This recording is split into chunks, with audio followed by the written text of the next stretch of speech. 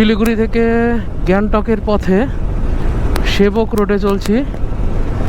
আর বৃষ্টি ভেজা রাস্তা, আর দূরে পাহাড় দেখতে পাচ্ছ তোমরা, অসাধারণ সুন্দর পাহাড়, কুয়াশা ঘেরা পাহাড়, সেবক রোড।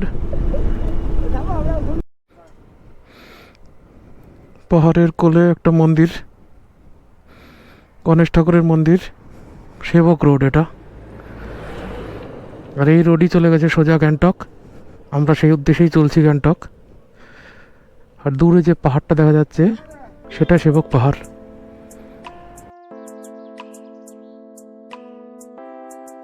একটু ব্রেক নিয়ে আমরা আবার বেরিয়ে পড়লাম গ্যাংটকের উদ্দেশ্যে। এই সেবক রোড ধরেই আমরা সামনের দিকে আস্তে আস্তে এগোবো, কারণ আজ অনেকগুলো ল্যান্ডস্লাইড হয়েছে রাস্তায়, যে জন্য রাস্তায় একটু জ্যাম আছে। তো আমরা এখানে একটা ছোট্ট নদী দেখতে পাচ্ছি, এটার নাম জানি না, হয়তো তিস্তার কোনো শাখা নদী বা উপনদী কিছু হবে। তো আমরা একটু হোল্ড করে আবার সামনের দিকে এগিয়ে যাচ্ছি। এই রাস্তা ধরেই সামনের দিকে আমরা যাব। তো চলো, রাস্তায় যেতে যেতে আবার তোমাদের সাথে আরও কথা হবে।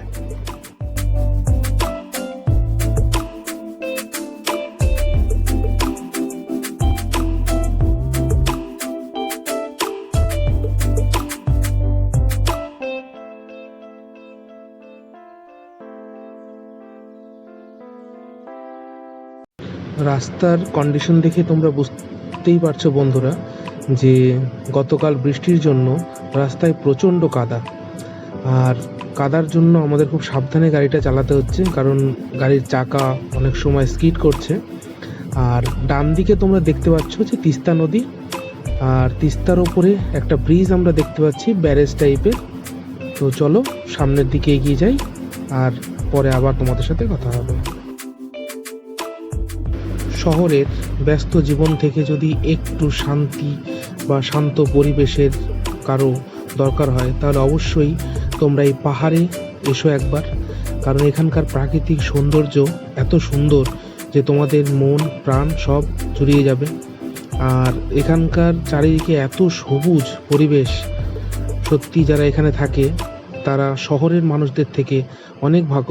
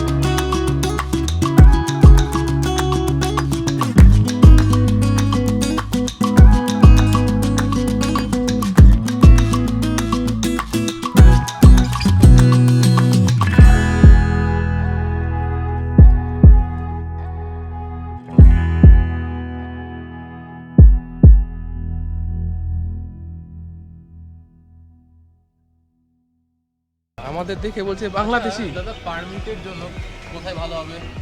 বাইক পারমিট, অনলাইন পারমিট করতে বলছে। বাইকে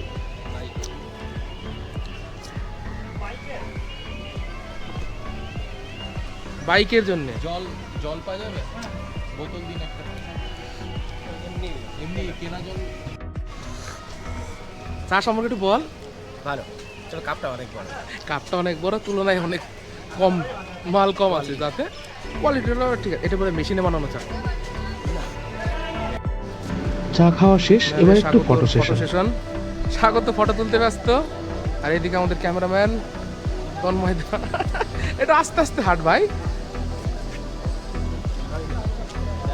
না, স্বাগত তবু স্যাটিসফাই হচ্ছে না ফটো দেখে। দাঁত বের করলে হবে না। ওই ফটোটা এটা ঠিক আছে, এটা ঠিক আছে। হ্যাঁ, স্বাগত তবুও স্যাটিসফাই হচ্ছে না ফটো দেখে। এটা যেগুলো আমার দোকানে দিতে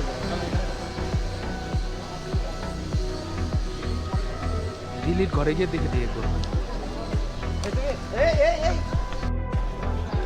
ফাইনালি দুদিন পরে রোদের পর, রোদ দেখা যাচ্ছে বৃষ্টির পর, আর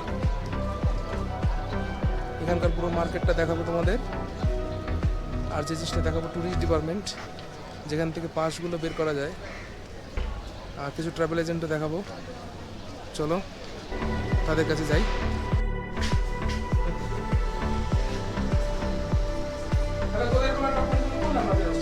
আমার আছে ট্রাভেল পাস বের করার জন্য এখন সকল জেরক্স চলছে।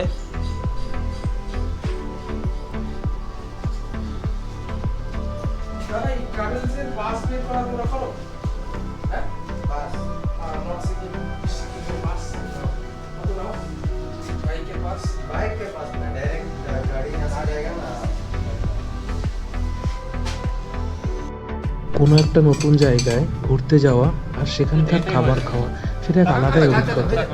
তো আজ আমরা একটা বাঙালি হোটেলে নিয়েছিলাম কিছু বাঙালি খাবার। তোমরা দেখতেই পাচ্ছ যে আমরা চিকেন নিয়েছিলাম, ফিশ নিয়েছিলাম, ছিল ওখানে মুগের ডাল আর ঝুরঝুরে আলু ভাজা আর হোয়াইট রাইস। তো দেখতেই পাচ্ছ তোমরা।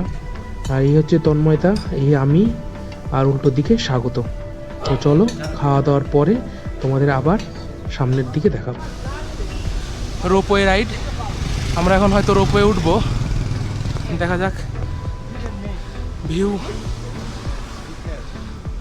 আগে বলবে, আমি নিয়ে আসতাম, খাবো না আমি। নিচের অসাধারণ ভিউ।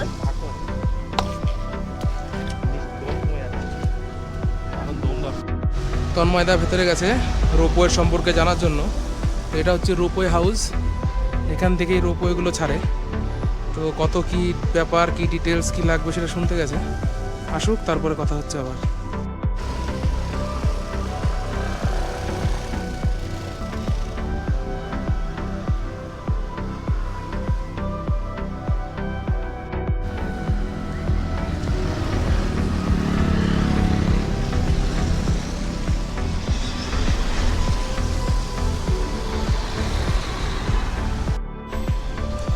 না, সব থেকে কষ্ট হচ্ছে নামাটা, মানে নামাটাই পায়ের জোর লাগছে খুব। না না, নেই নেই, সাইড সিং হ্যাঁ, বাইক লেকার আয় ভাই। পাহাড়ের মেঘটা খুবই সুন্দর লাগছে দেখতে। ওই সেই ওই দোকানটা, ওই আমাকে একদিন খাওয়ালি বাস স্ট্যান্ডে, বাস স্ট্যান্ডে, হ্যাঁ, বসে বসে দুজনে খেলাম। দারুণ পাতা ইউজ করে, 900 টাকা কিলো ওটা ইউজ করে। আর সব এই 400-500 টাকা। আর ওটা কষ্ট টাইপের না। আমি ওখান থেকে দার্জিলিং এর থেকে কিনলে দার্জিলিংয়ের কিছু কিছু বাগান আছে, ওইগুলো চাগুলো ভালো, বাদ বাকি বোকা বানায় আমাদের আর রয়েছে গোপালধারা।